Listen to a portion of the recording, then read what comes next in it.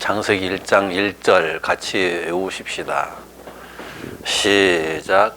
태초에 하나님이 천지를 창조하시니라. 태초에 하나님이 천지를 창조하시니라. 하나님이 이 말씀의 포인트를 어디에다 맞추어서 하실까요? 이 말씀의 포인트를 어느 시점에다 맞추어서 하고 계실까요? 누구에게 맞추어서 이 말씀을 하고 계실까요?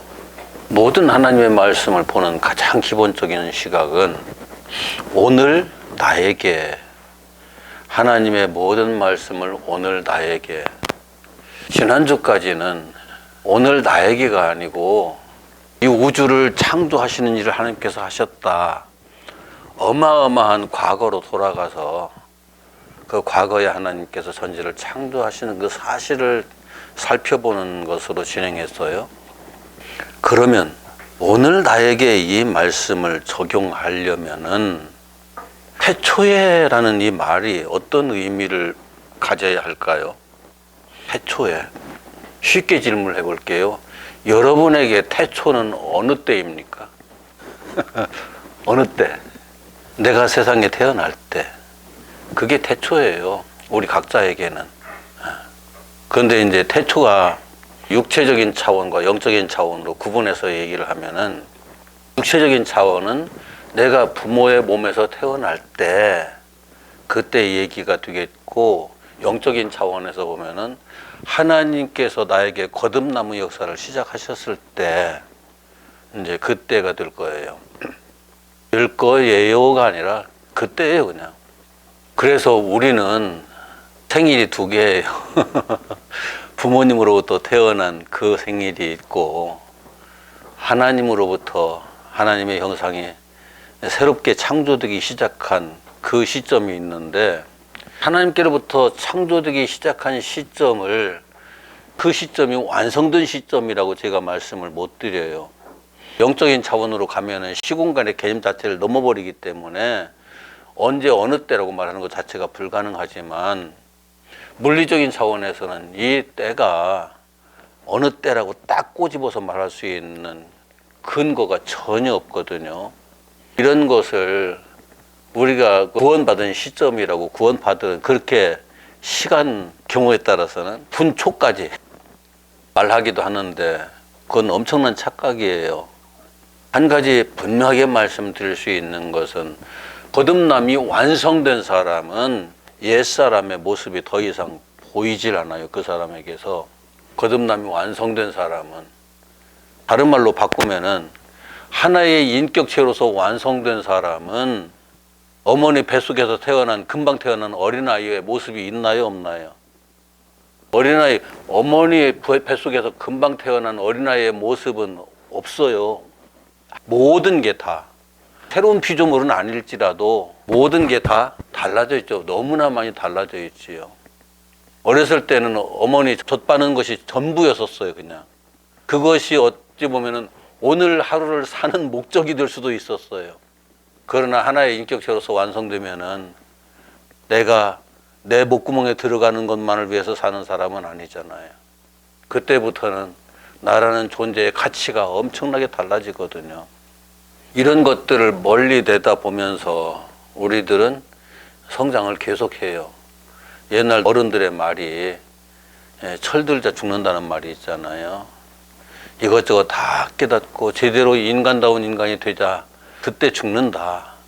어찌 보면은 인간다운 인간이 된다는 것은 쉽지 않다는 이야기이기도 해요.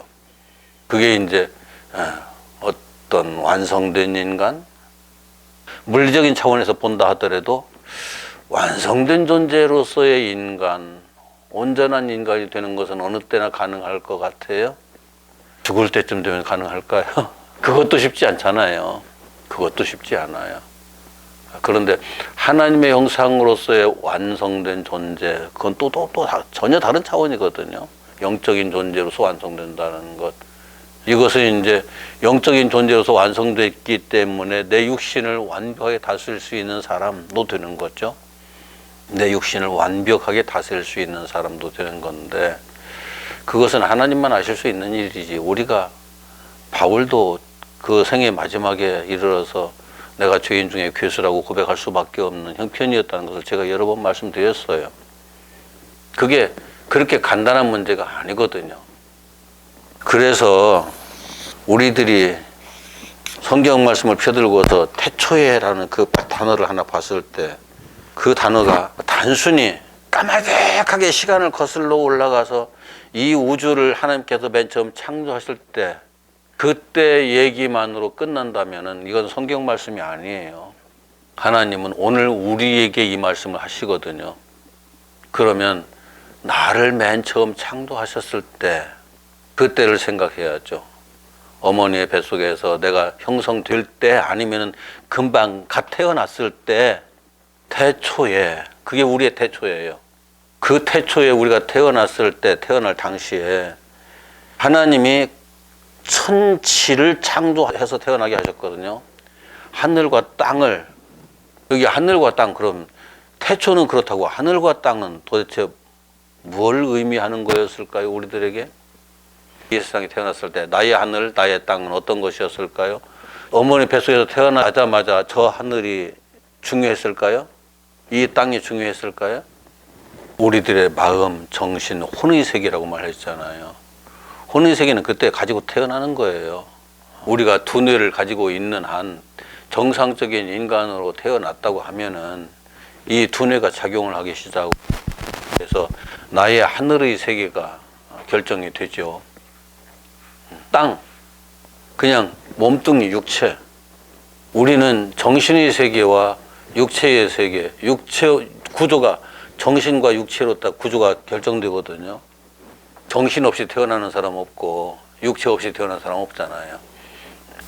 이것을 지난날 동안 이 성경을 하나님이 태초에 천지를 창조하셨다는 이 내용을 가지고 그냥 시공간적인 차원에서만, 물리적인 차원에서만 자꾸 한정적으로 보려고 하니까 그게 중요해 가지고 언제 어느 때 어떻게 이 우주를 창조하셨느냐 거기에만 너무 매몰되어 있었어요. 중요하죠. 그것도 중요하지만 더 중요한 것은 나라는 존재를 볼 수 있는 시각이 열리는 게 중요한 거죠. 나라고 하는 하나의 존재가 하나님께는 우리가 그 온 우주보다 더 귀하다, 천하보다 귀하다는 그 표현을 주님께서 하셨는데 온 천하보다 귀하다? 요즘 우리가 가지고 있는 인식 세계 속에서 그 말을 다시 한번 재조명한다면 온 우주보다 귀한 존재인 거예요. 우리들 하나하나가. 하나님 보실 때도 그렇고 우리 스스로 우리 자신을 볼 때는 안 그런가요? 나는 온 우주보다 귀한 존재 아닌가요? 내가 생각할 때? 내가 없어지면 아무것도 없어요. 내가 있어야 이것도 저것도 얘기할 수 있는 사람이 되는 거예요. 내가 있어야 무엇인지 이건 가치 있는 것은 가치 있다고 말할 수 있고 가치 없다고 말할 수 있는 거지. 내가 없으면은 이 세상에 그 아무리 위대한 가치를 매기려고 하는 인간들이 정신 세계 속에서 뭐 물질이든지 아니면 어떤 가치관이든지 사상이든지 그 어떤 것도 내가 없으면 가치 있는 게 없어요. 내가 있어야 가치가 있는 거죠. 이 차원에서 이제 이해를 한다면 나라는 존재는 모든 것의 출발점이에요. 모든 가치의 출발점. 나로부터 모든 것이 출발한다. 모든 것은 시작된다. 가장 기본적인 거예요, 이건. 그래서 그 어떤 태초를 말하는 것보다 내 존재의 시작을 우리가 이해하는 건 중요해요. 굉장히 중요해요. 이것을 배제해놓고 천지 창조를 이야기한다는 것은 아무런 의미가 없어요, 우리들에게. 하나님에게도 마찬가지죠. 시공간의 시작점, 뭐 무슨 역사의 시작점 등등 그 태초라고 하는 것들이 여러 가지로 이야기를 할 수 있겠지만 우리는 나라는 존재의 시작이 가장 중요하다 하는 것을 꼭 기억하시고요. 물리적인 하늘과 땅보다 더 중요한 것이 나의 혼과 육이 더 중요한 거예요. 나의 혼과 육이. 아담이 선악을 알게 하는 나무의 열매를 먹고 그 영이 죽었을 때 여기 영이 죽었다는 건 우리들이 이 땅에서 육신의 생명이 끊어지는 것하고는 전혀 본질적으로 달라요. 육신의 생명이 끊어지면은 육신은 흙으로 돌아가서 소멸되고 말거든요. 소멸돼요. 다시 없어요.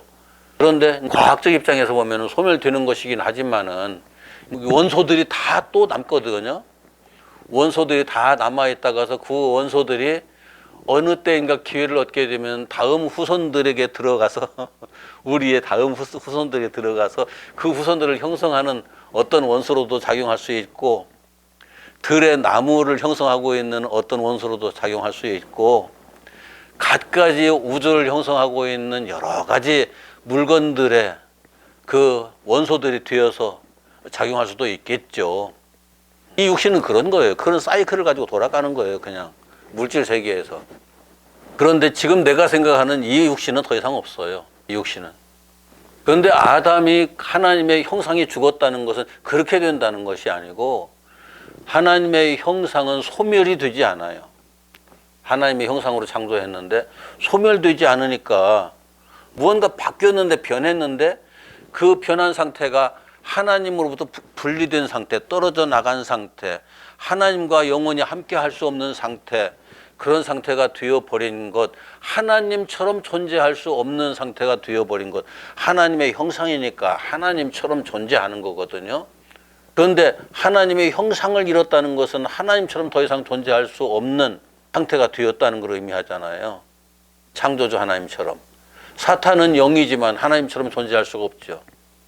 기본적으로 하나님에게서 영원히 떨어져 나간 존재가 되니까.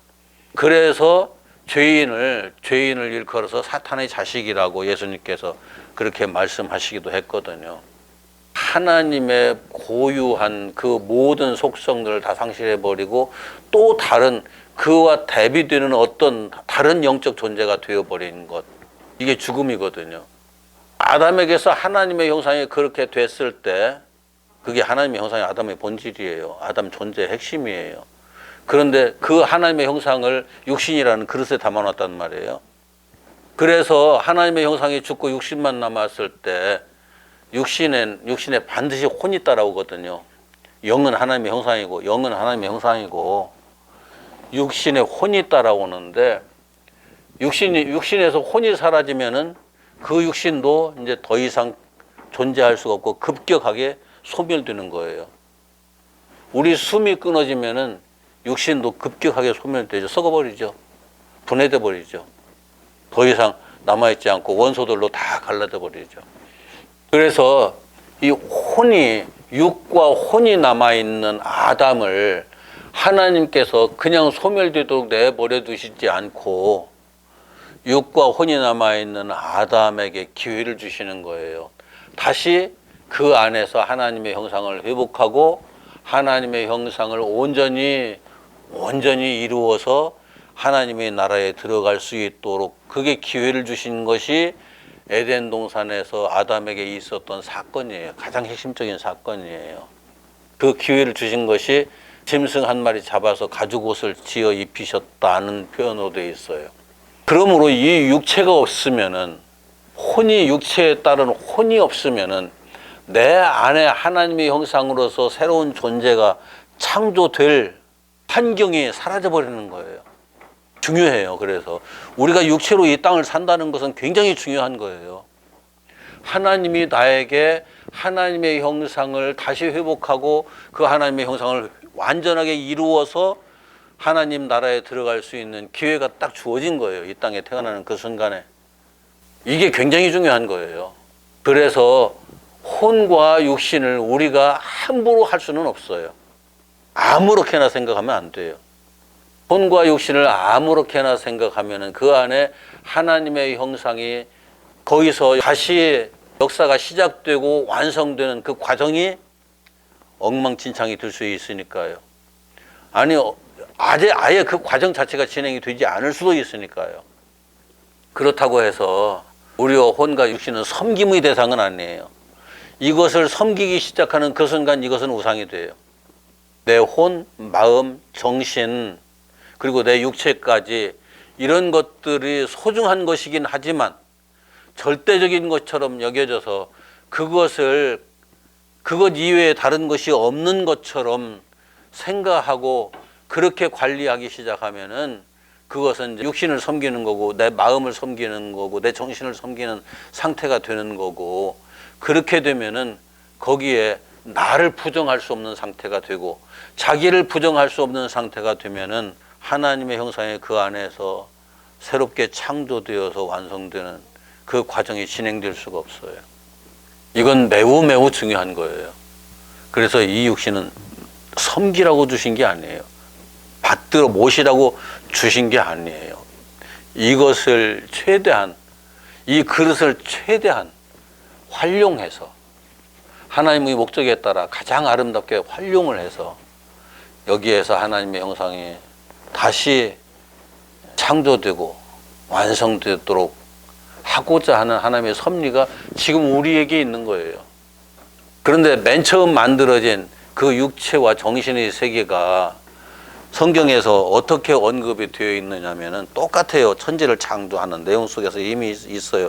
1장 2절 외우셨나요? 1장 2절 같이 읽습니다. 시작. 땅이 혼돈하고 공허하며 흑암이 깊음 위에 있고 하나님의 영은 수면 위에 운행하시니라. 난 이 말씀 때문에 얼마나 감동을 받았는지 몰라요. 자, 앞에서는 땅이 혼돈하고 공허하며 흑암이 깊음 위에 있고, 이게 무슨 의미일 것 같아요? 금방 태어났을 때 어린 아이의 몸이 혼돈할까요? 질서 정연할까요? 정신이, 몸과 마음 자체가 아무것도 제대로 형성된 게 없어요. 그냥 본능만 작용하기 때문에 거기에서 우리가 뭘 기대할 수 없어요. 어린 애기들에게는 아무것도 기대할 수가 없어요. 기대한다는 것 자체가 무리예요. 그래서 부모들은 무한하게 어린 아이들에게, 아기들에게 베풀어 줄 수밖에 없는 상태가 되어 있는 거예요. 여기 혼돈이라는 것은 무질서하다, 아무것도 정돈되어 있지 않다, 그런 의미예요. 혼돈이라는 말이 뒤죽박죽이라고 이해될 수도 있어요. 그런데 뒤죽박죽을 의미하는 건 아니에요. 제가 이걸 예전에 가끔 표현을 했었는데, 집을 지키기 위해서 건축자재를 갖다 차곡차곡 쌓아놓은 상태, 이건 뒤죽박죽이 아니죠. 뒤죽박죽은 집을 허물어버리는 상태가 뒤죽박죽이겠죠. 그러면 막 폭탄 떨어뜨려 폭삭 주저앉아가지고 막 모든 것이 엉망진창이 되어버린 그 상태가 뒤죽박죽이겠죠. 그런데 여기 혼돈이라는 것은 그런 뒤죽박죽이 아니에요. 집을 지키기 위해서 건축자재를 차근차근 갖다가 쌓아놓은 상태. 이게 이제 그대로는 아무것도 안 되잖아요. 그때부터 이제 무언가 기초를 놓고 벽돌을 쌓고 이제 문을 끼워 넣고 차근차근 벽을 세우고 그래가면서 지붕도 얹고 그래가면서 이제 진행이 돼야만 완성된 집이 되잖아요. 그런 상태를 여기 혼돈이라고 얘기한 거예요. 그게 우리가 이 땅에 태어났을 때의 몸과 마음의 상태예요. 그럼 공허라는 건 뭘까요? 공허라는 건 텅 비어있다. 참 어찌 보면은 황량하게 그지없는 그런 모습으로 우리가 인식할 수 있지만은 원문에 보면은 그런 의미가 아니에요. 있어야 할 것이 채워지지 않았다는 거예요. 있어야 할 것이 채워지지 않았다. 집을 지어놨어요. 집을 지어놨으면은 거기에 이제 뭐가 채워져야 돼요? 제일 중요한 건 뭐예요? 집을 짓고서 채워져야 할 것 제일 중요한 게 사람이잖아요. 사람이 들어가야 빈집이 아니죠. 사람 안 들어가 있으면 살림도구 아무리 꽉 채워놨어도 그건 빈집이에요. 아무런 인격적 요소가 갖추어져 있지 않은 그 육체 속에 꼭 필요한 것이 채워져 있지 않은 상태, 정신적으로 어떤 가치관이라든지 이런 것들이 전혀 제대로 세워져 있지 않은 상태, 채워져 있지 않은 상태, 이걸 의미해요. 앞에 혼돈과 같이 맞물려 있는 거예요. 비어있는. 그래서 자기 존재가 무언지도 스스로 말할 수 없는, 나는 어떤 존재입니다 라고 스스로 자기 존재에 대해서 설명할 수 없는 상태, 이것이 공허인 거예요. 우리가 태어날 때 그렇게 태어나요. 다 똑같이. 흑암이 깊음 위에 있다. 여기 원문에 보면은 어두움의 심연, 어두워서 보통 어두운 것이 아니라 깜깜한 어두움보다 더 깊은 어두움의 가장 깊은 곳보다 더 깊은 그런 어두움의 상태. 이제 그 다음에 이제 빛이 있으라면서부터 역사가 또 새롭게 시작이 되는 건데, 이 빛이 전혀 없는 상태이기 때문에 무엇을 판단하거나 분간하거나 이것이 이렇다 저것이 저렇다라고 아무것도 내가 어떤 것을 가지고 이것은 이것이고 저것은 저것이다라고 할 수 없는 그런 존재의 상태, 그런 존재의 상태, 이것이 흑암이 깊음 위에 있고라고 하는 표현이에요. 그냥 어린애가 금방 나눴을 때 그 모습이에요. 그 모습 그대로. 그걸 이렇게 표현한 거예요. 그래서 우리가 무한한 가능성을 가진 하나의 생명으로 보긴 하지만 그대로 아무것도 가르쳐지지 않고 아무것도 경험하지 않고 어떤 지식도 그에게 더 이상 주입되지 않는다면은, 그 상태로 계속 늙어서 죽는다면 무슨 의미가 있겠어요? 아무런 의미가 없겠죠. 오히려 주변의 다른 사람들이 그 사람 때문에 굉장히 힘들어질 거예요. 그 장애를 가진 사람들에게는 좀 이런 표현을 쓰기가 좀 미안한데, 장애 자녀를 가지고 있는 가정이, 부모들이 다른 정상이라고 말하는 게 뭐 그렇지만은 정상적인 자녀들을 가지고 있는 부모들보다 몇십 배 힘들어요. 몇백 배 힘들어요. 키우는데. 이 상태, 혼돈하고 공허하고 흑암의 상태가 계속 진행되는, 어찌 보면은 그런 사람들이 육체가 커가니까 더욱더 감당이 안 되는 거죠. 어렸을 때는 품에 꼭 끌어안고 그냥 얼얼얼 하면 되잖아요. 그런데 그 다음 말씀이 저에게 너무너무 참 감동이 되는 말씀이거든요. 2절 다시 한번 읽어봅시다. 시작. 땅이 혼돈하고 공허하며 흑암의 깊음 위에 있고 하나님의 영은 수면 위에 운행하시니라. 여기 이제 2절에 시작할 때 우리 한글 성경에 땅이라고 되어 있는데, 요즘 최근에 인쇄한 성경에는 그 땅이라고 되어 있어요. 맨 첫째 날 창조하신 천지, 하늘과 땅을 창조하셨다. 그 땅이 그렇게 이제 이어지거든요. 그 땅이 혼돈하고 공허하며 흑암의 깊음에 있고 하나님의 영은 수면 위에 운행하시니라. 자, 여기서 이제 이해하려면 수면을 먼저 이해를 해야 돼요. 수면. 성경에서 물을 이야기할 때 여기 이물인가요? 물론 이물의 의미도 있어요. 이물의 의미도 있어요. 요한복음으로 가봅시다. 요한복음 3장 5절 찾으셨으면 같이 읽습니다. 시작. 예수께서 대답하시되 진실로 진실로 내게 이르노니 사람이 물과 성령으로 나지 아니하면 하나님의 나라에 들어갈 수 없느니라. 여기 창세기 1장 2절에 물과 성령이 나오잖아요. 하나님의 영이 어디에? 수면에, 물 위에 운행하시니라. 거기 하나님의 영, 성령이 나오고 물 위에 운행하시니라. 물이 나와요. 그런데 요한복음 3장에서 거듭나는 사람이 무엇로 거듭나야 된다고요? 물과 성령으로 나지 아니하면. 물과 성령의 역사가 우리를 창조하는 가장 기본적인 요소예요. 지금 그렇게 돼 있는 거예요, 지금 여기. 하나님께서 내가 육체가 태어났으니까 이 혼이 거기에 있으니까 이렇게 한 인간이 완성되었다가 아니라 성령께서 그 인간의 본질 속에 무언가가 있는데 그것을 성령께서 지금 가지고 일하시지 않으면 이 창조가 완성되지 않는다고요. 육체적인 존재로서 완성되는 과정도 그러하거니와 여기 지금 요한복음에서는 거듭남의 과정도 똑같이 말씀하셔요. 물과 성령으로 거듭나지 않으면 하나님 나라를 볼 수 없다. 그럼 이 물은 무슨 물일까요? 이 물인가요? 세례받을 때 머리 위에다 이렇게 발라주는 그 물인가요? 침례교회에서는 사람을 물에다 꼬르륵 집어넣었다 끄집어내고 얼른 집어넣었다 끄집어내기도 하고 그래가면서 침례를 줘요. 세례라는 표현이 그 사람들은 침례라고 이제 물속에 들어갔다 나오니까 그 물 얘기하는 건가요? 그 물이나 이 물이나 똑같잖아요. 예수님께서 요단강에서 세례를 받으실 때도 그랬고 이제 성경의 역사 속에서 보면은 이제 그런 여러 가지 의미들이 있는데 자, 이스라엘 백성들이 민족적으로 세례를 받은 현장이 있어요. 어디일까요? 이스라엘 백성이 민족적으로 세례를 받은 곳. 출애굽해가지고 광야로 들어가면서 홍해 바다를 통과하잖아요. 성경에서 보든지 영화에서 보면은 물이 쫙 갈라져 가지고 지나가지만 그건 물 속으로 들어간다는 의미를 가져요. 물 속으로 들어간다. 물 속으로 들어가서 40년 동안 그 물을 마시면서 물의 역사 속에 살다가 반석에서 나오는 물을 마시면서 살거든요. 그렇게 살다가 40년이 다 끝나고 나서 요단강에서 나와요. 요단강에서.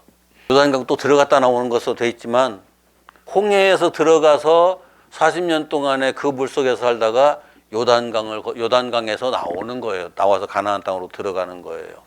이게 40년의 물속의 역사예요. 알고 보면.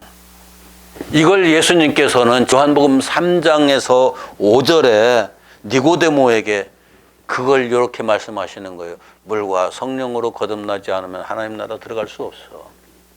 이스라엘 백성들이 40년 동안에 물과 성령으로 그렇게 거듭난 거예요. 그 사실을 니고데모, 너 성경을 읽으면 그거 알아야지. 그것도 모르고서 무슨 성경을 가르치는 선생이라고 말도 안 되고 지금 꾸지람 하시는 거거든요. 니고데모한테. 그런데 그 물은 물리적인 물을 의미하는 거였을까요? 물리적인 물일 수도 있지만 엄밀하게 따지면 물리적인 물 속으로 집어넣었지만 하나님께서 섭리하시는, 성령께서 섭리하시는 역사 속으로 집어넣은 거예요. 역사가 흘러가는 걸 우리가 역사의 물결이라고 하잖아요.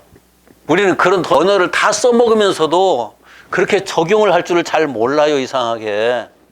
내가 이 땅에 태어나서 이 땅에 쭉 살아가는 것이 그 역사의 물속으로 들어가서 역사의 물결을 헤쳐가면서 살아가는 거예요. 그런데 그 역사의 물결을 헤쳐가면서 살아가는 것이 결국은 사는 것이 아니라 나의 옛사람은 거기에 빠져 죽어버리고 거기에서 새로운 피조물로 탄생되어야 하는 거죠. 이 역사의 비밀이 어마어마한 거예요. 성령께서 그 물을, 여기 우리 성경에는 수면에 운행하신다고 했잖아요. 수면에 운행하신다. 수면은 호수에 섰을 때 물이 호수에 잔잔한 그 물 위, 그렇게 생각하기 쉽지만 물의 표면 위에요. 표면인데 여기 성경에서 그 언급하고 있는 것은 물이 온 우주를 감싸고 있고, 쉽게 이해를 돕기 위해서 예를 든다면은 성령께서 감싸고 계시는데 그냥 감싸고만 계시는 것이 아니라 수면의 운행이라는 말이 섭리예요. 운행이라는 말을 정확하게 우리말로 번역을 하면 섭리하시니라 그렇게 바꿔야 돼요. 섭리하신다. 섭리는 어떤 목적을 가지고 그 목적이 이루어지게 하기 위해서 일하는 것을 의미하거든요. 감싸고 돌리고 계신다. 운행하고 계신다. 섭리하고 계신다. 그 생명이 완성되게 하기 위해서. 닭이 알을 품고서 가만히 있는 것 같지만 가만히 있지 않아요. 닭이 알을 둥지 속에서 계속 발로 돌려요. 돌려가면서 밖에 있던 알 안으로 끌어들이고 안에 있던 알 밖으로 끌어들이고 이렇게 있던 알 이렇게 돌려놓고 계속 그래가면서 끊임없이 닭은 알을 골고루 그 몸의 체온이 알에게 전달되도록 노력을 해요. 그러다 품고 있다가 이 건조하잖아요. 밖에 나와서 털을 물에 적셔가지고 들어가서 알에게 그 물을 공급해줘요. 수분을 공급해줘요. 성령께서 우리가 그 계란이라고 생각하고 성령께서 감싸고 거기에서 생명이, 온전한 생명이 태어날 때까지 감싸고 돌린다. 섭리한다. 그런 표현인 거예요, 이게. 그래서 우리 한 사람 한 사람이 이 땅에 어머니를 통해서 잉태되는 그 순간부터 아니면 태어나는 그 순간부터 성령께서는 이 땅에 태어난 어떤 사람도 예외 없이 그에게 하나님의 섭리를 적용하시면서 일하시기 시작하는 거죠. 그거를 이해를 해야 돼요. 그 영은 아직은 그 신학에서 공부할 때 그럼 영은 언제 그 사람에게 들어오느냐? 선제설은 그래 문제가 있는 거예요. 창조설, 그 다음에 유전설이 있어요. 유전설. 이 모든 그 신학적 입장에서 말하고 있는 것들이 하나도 옳은 게 없어요, 지금. 그런데 이것은 시공간을 초월한 입장에서 다시 생각해 봐야 되는 거예요. 다시 깊이. 아담으로부터 계속 유전되는 어떤 속성이 고스란히 있는 건 맞는데, 그런데 이제까지 신학에서 말하고 있는 그런 유전은 아닌 것 같고, 그것은 신학이 풀어야 할 과제일 수 있어요. 과제죠. 과제일 수 있는 것이 아니라 풀어야 할, 냉정하게 풀어야 할 과제죠. 그런데 여기 성경에서는 우리가 이 땅에 태어나는 그 순간부터 이미 성령께서 당신의 목적을 위해서 일을 시작하셨다. 이것은 우리가 이 땅에 육체로 태어난 하나님의 형상의 존재로 다시 태어나기 위한 역사나 크게 다르지 않아요.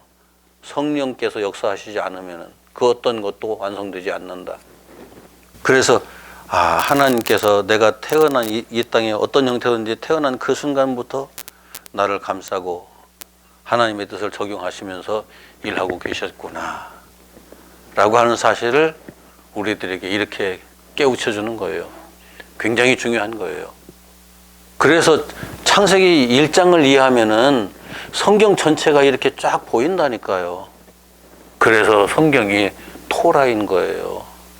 성경이 로고스인 거예요. 성경 모세오경이라고 그랬잖아요. 모세오경이 로고스인 거예요. 원리인 거예요. 원칙인 거예요. 기준인 거예요. 절대적인 법인 거예요.